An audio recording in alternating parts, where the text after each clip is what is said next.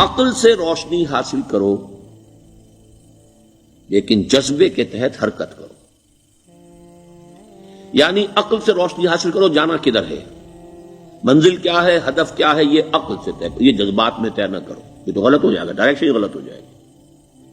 لیکن جب طے کر لیا، عقل سے پہچان لیا، دس از دی آئیڈیل، دس از دی گول، یہ میرا مقصود ہے، اب عقل کو ذرا ایک طرف رکھ دو. اگر عقل کو رکھے رکھا یہ چلنے ہی نہیں دے گی.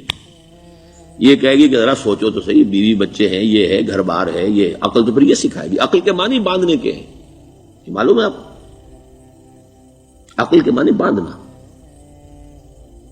اقال جو یہ عرب لوگ اپنے سر کے اوپر یہ لگتے ہیں، اقال، یہ کیا تھا اصل میں؟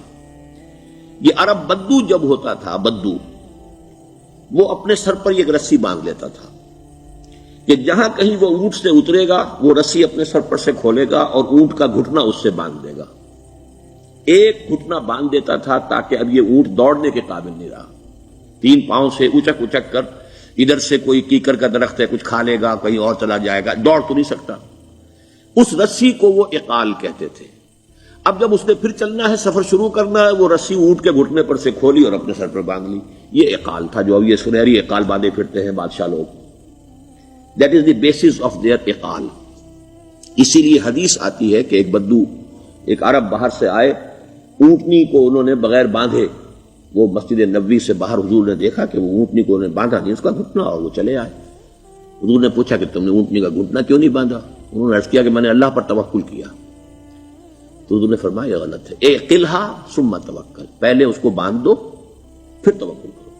اسباب اور وسائل و ذرائع کا استعمال یہ تم پر لازم ہے، لیکن توکل اس پر نہ کرو، توکل اللہ پر. یہ ہے بیسک جو یعنی بیلنسڈ رائے ہے کہ آپ ایسے بالکل اسباب سے مستغنی ہو جائیں تب بھی غلط بات ہے.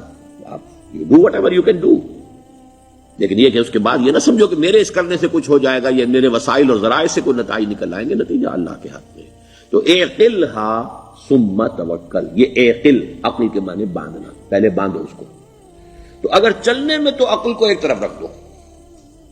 بے خطر کود پڑا آتش نمرود میں عشق، عقل ہے محو تماشائے لبے بام ابھی.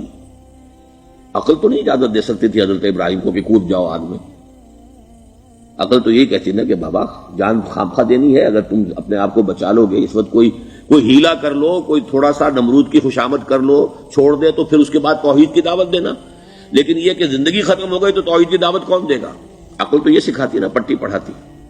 لیکن بے خطر کود پڑا آتش نمرود میں عشق، عقل ہے محو تماشائے لبے بام ابھی. عقل تو وہیں بیٹھی دیکھ رہی ہے کہ یہ کیا کیا اس نے، یہ جمپڈ، یہ شوڈ ناٹ ہیو جمپڈ.